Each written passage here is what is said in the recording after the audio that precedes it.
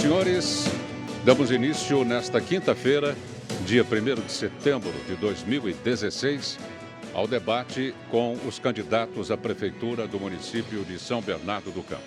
O terceiro candidato a se apresentar será Tunico Vieira, PMDB, número 15. Tempo. Boa noite, telespectadores da TV+.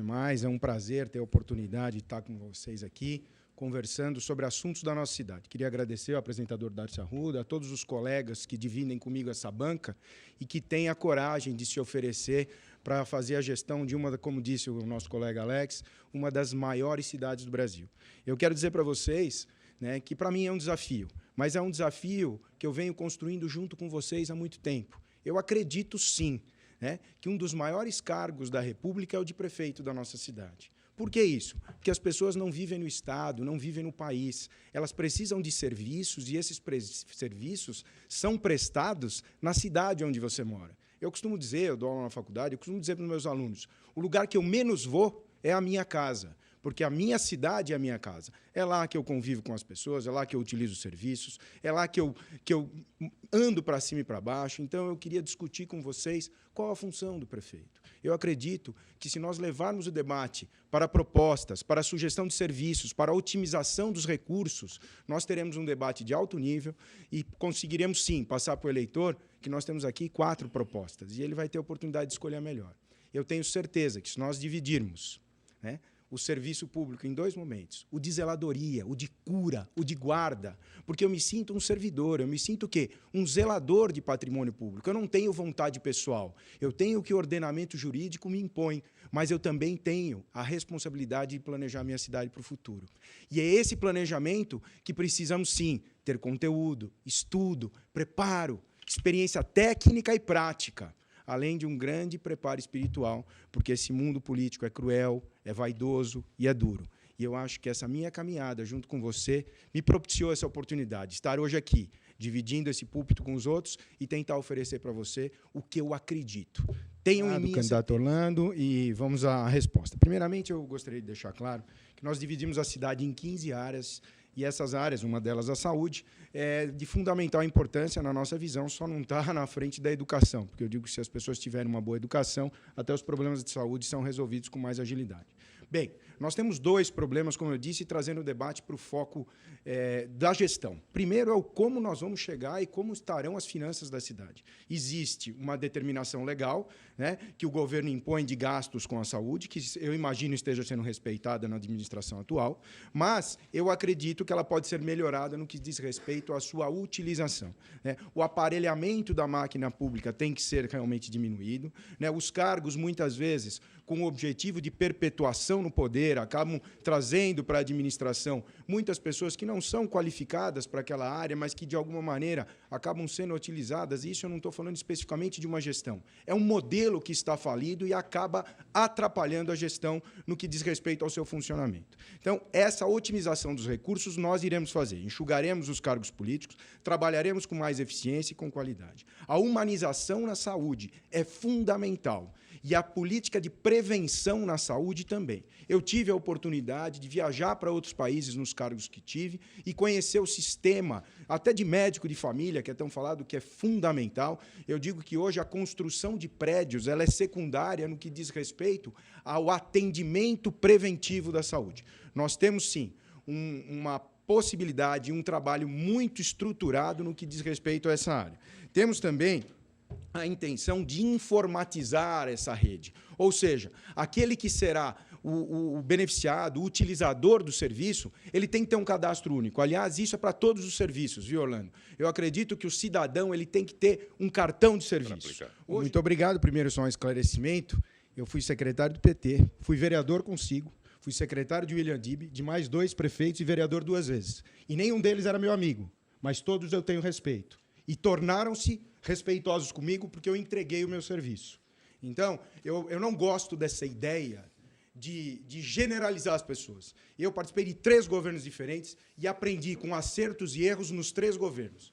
Então, eu tenho uma identidade, não gosto dessa ideia de carimbo político, porque ninguém aqui é a última e nem a única bolacha do pacote. Eu vou passar, mas a administração eficiente vai continuar.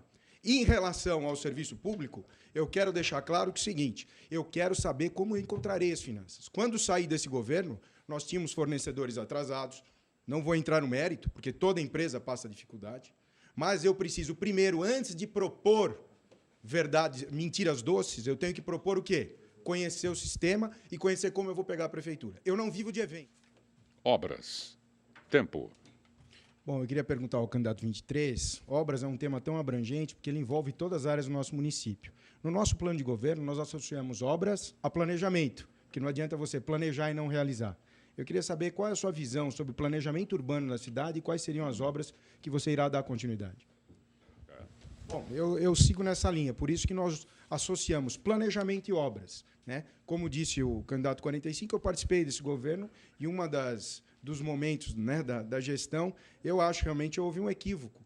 Nós, ao invés de decidirmos algumas obras prioritárias, porque o mundo mudou, né, o mundo que eu digo, a estrutura do Brasil mudou, passamos por uma crise, isso interfere, nós optamos em continuar todas, quer dizer, uma administração que há 4 anos ou 8 anos atrás começou como grande fazedora, pode terminar com aquela que não concluiu obras. Isso não é bom. Não é bom para a gestão, não é bom para a administração e não é bom principalmente para o munícipe, né? O maior problema hoje, né, que eu vejo é a mobilidade urbana. A cidade hoje ela precisa de obras de infraestrutura para prestação de serviços, porque o objetivo da política, o objetivo do prefeito é arrecadar impostos para devolver para as pessoas em serviços genéricos, contínuos, e as obras de infraestrutura são fundamentais para a atração de indústrias, para o funcionamento.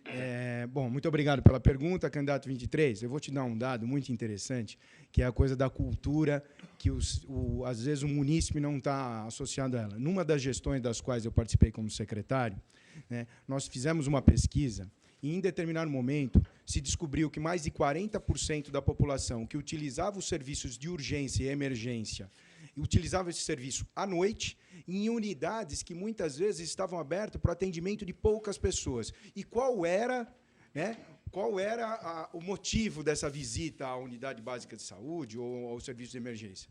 Era a não precaução de tomar o seu remédio de alguma doença crônica, que depois que ele não fazia o uso da medicação, ele acabava tendo o quê? O problema num horário que o equipamento não estava aberto, né? Por conta, e aí eu acredito, às vezes, né, daquela promessa de campanha que as pessoas muitas vezes falam, e eu costumo dizer que a mentira é doce, mas a verdade, às vezes, é amarga, porque nós precisamos de recurso para deixar os próprios públicos abertos.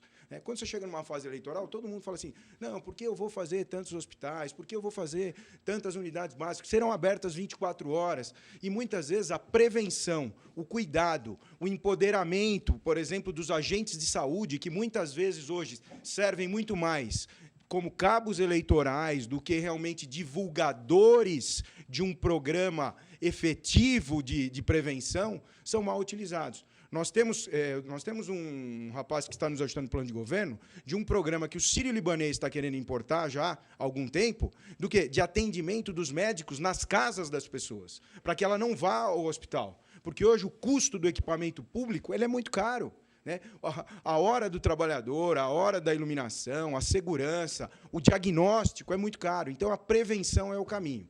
E essa é a nossa sugestão para a saúde. Ainda restam 3. Como eu disse, candidato 23, e aqui é muito interessante, porque as propostas de todos, independente de como expõem, elas se coadunam, elas se convergem. Por quê? Porque não existe milagre na administração pública.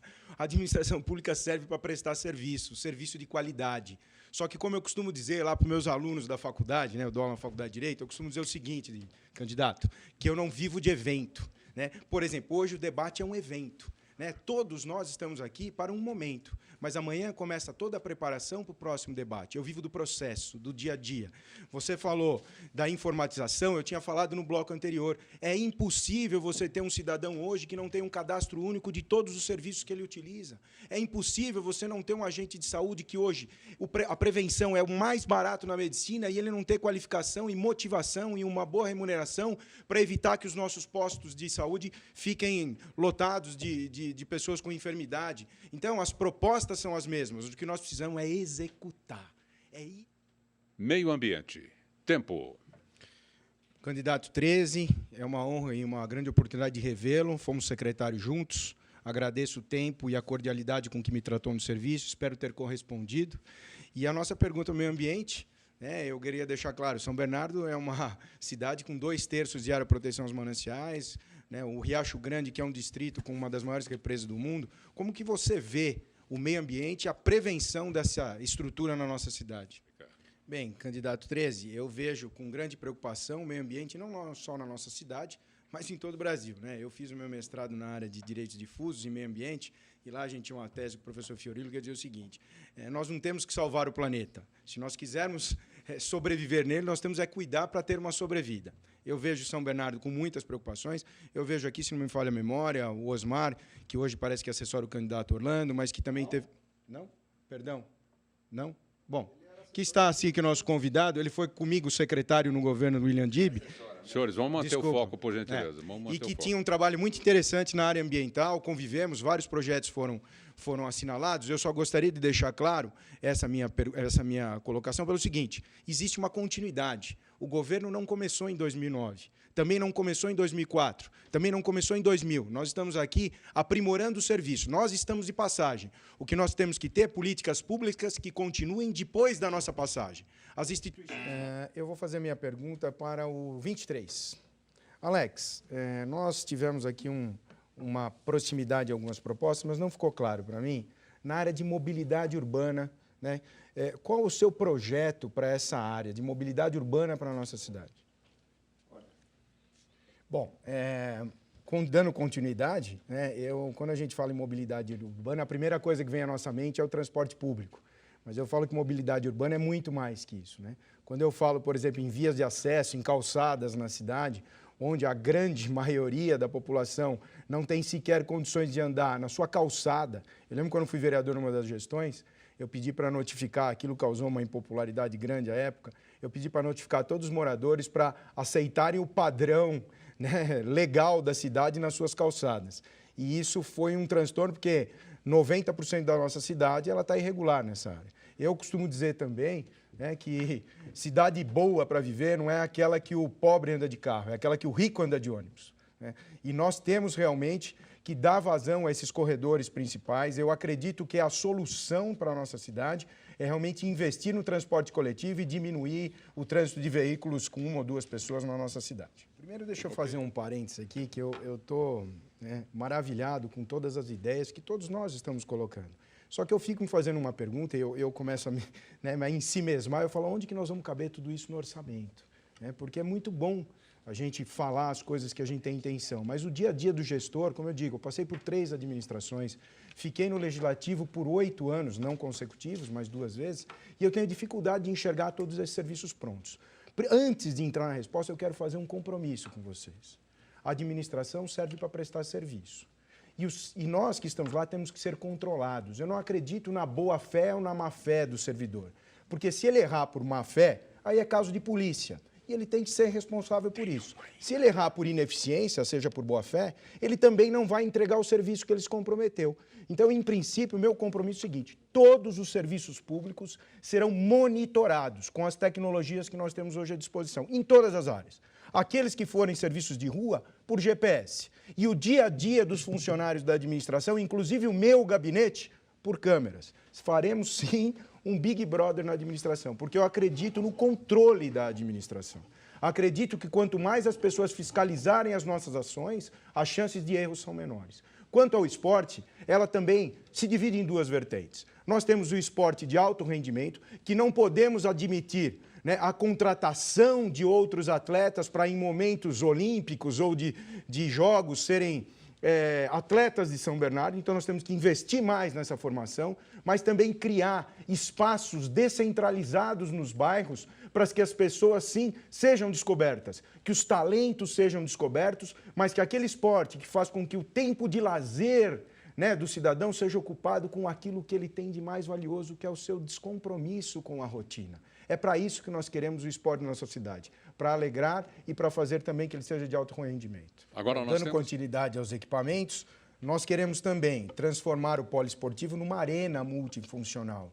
Hoje, São Bernardo tem um excelente ginásio, se não me falha a memória, é o 2º em capacidade do Estado, né, construído em gestões anteriores, só para comprovar que o serviço se reinventa, as pessoas passam, mas os equipamentos ficam, né? Esses serviços têm que ser aprimorados. Nós também queremos trazer uma nova roupagem ao projeto Tigrinho, que é interessante para a cidade, só que ele deixa de lado, em um determinado período, após os 14 anos, que é a partir dos 15 anos, onde esse jovem mais precisa do apoio para não cair nas drogas, para não desviar da sua educação, da sua formação, também fazer com que esse projeto seja empoderado pelo poder público, é fundamental dar a ele uma nova destinação. Um projeto que funcionou, mas que hoje eu acho que saiu das mãos da iniciativa pública e precisa ser ampliado.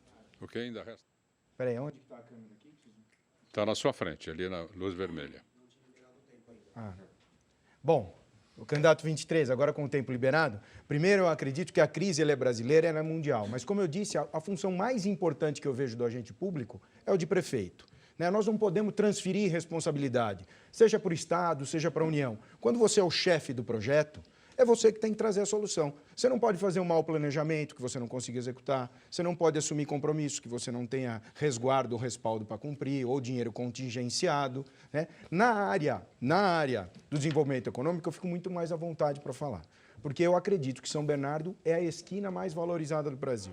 Nós estamos a 50 quilômetros do maior porto da América Latina, estamos a aproximadamente 60, 50 quilômetros do maior aeroporto da América Latina, estamos com todas as rodovias, o Rodoanel é a esquina mais valorizada para escoamento de produção.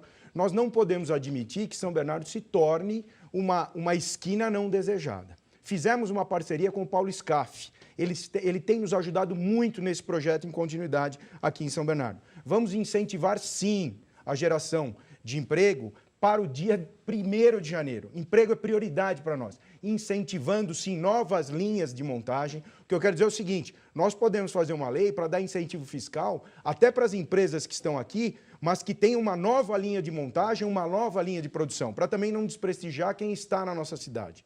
Temos também que utilizar a nossa estrutura para fazer novos parques tecnológicos, startups, infraestrutura, fibra ótica para as empresas. Existe muita tecnologia no mundo.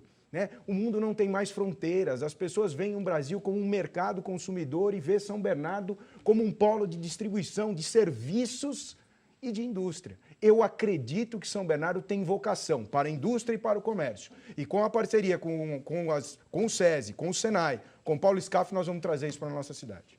Dando continuidade, a especialização de mão de obra e técnica também é fundamental para que essas empresas sejam atraídas para São Bernardo. Eu quero fazer aqui uma referência verdadeira, né, ao prefeito qual eu servi, Luiz Marinho, fez um trabalho muito importante na busca de novas tecnologias, quando buscou aqui a indústria aeronáutica para o nosso país. Tive a oportunidade de fazer várias missões à Suécia, né, e ele foi muito feliz na tentativa de fazer com que a indústria automobilística ganhe, sim, espaço para novas tecnologias e se reinvente. Né? O parque automobilístico ele tem que ser atualizado e trazer novas tecnologias de países desenvolvidos é fundamental para que a gente tenha, sim, o desejo das empresas, né, em São Bernardo. Eu quero que São Bernardo se torne um foco realmente de distribuição de tecnologia no mundo, com startups, com parques tecnológicos, enfim, trazendo emprego para dia 1º de janeiro. E Paulo Scaff, eu conto contigo, hein?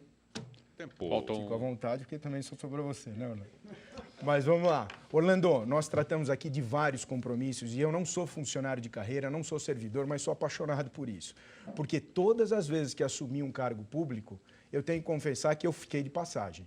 Mas as pessoas que me auxiliaram foram os servidores. O desafio do próximo administrador é fazer um plano de cargos, salários e remuneração para essa gente. Como que você vê isso? Vamos para a réplica. Bem, primeiro voltando ao tema servidor público, que é fundamental, encarar essa situação de um plano de cargos de carreira é fundamental.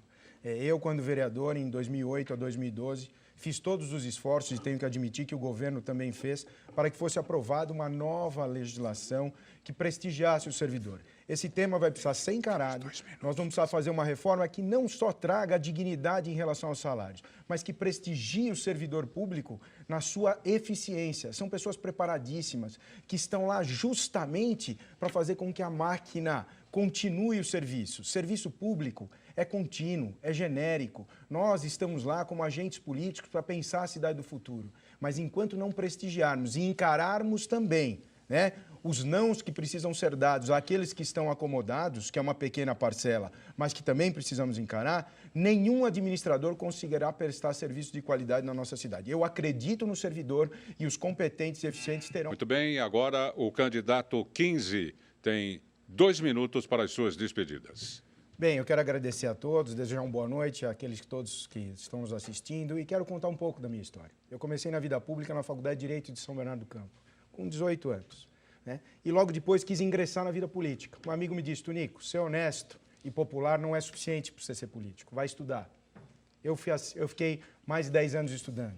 Estudei em todos os lugares que vocês podem imaginar, aqui e fora do país. Fiz administração pública em Portugal, estudei em Berkeley, na Califórnia, fiz administração pública na ENAP, em Brasília, na USP, em vários lugares. Depois de 10 anos, eu tive a oportunidade de executar isso no serviço público. Fui vereador por 2 gestões, não consecutivas, porque não acredito na reeleição. Fui secretário de vários prefeitos, de prefeitos que não eram meus amigos e meus aliados políticos, mas que me aceitaram na administração para executar serviço. É isso que eu aprendi a fazer.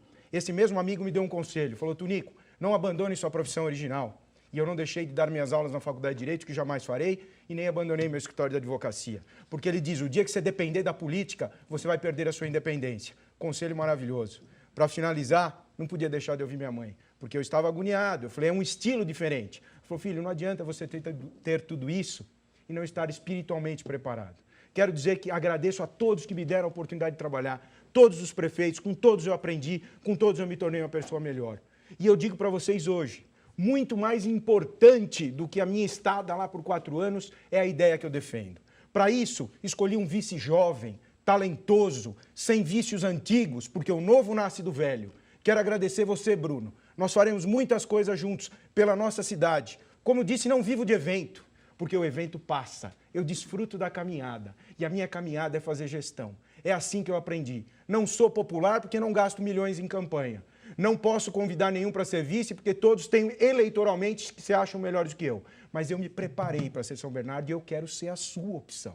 Porque é a cidade que me abrigou e é isso que nós queremos. Muito obrigado. Boa noite a todos. Até lá. TV Mais ABC, eleição 2016.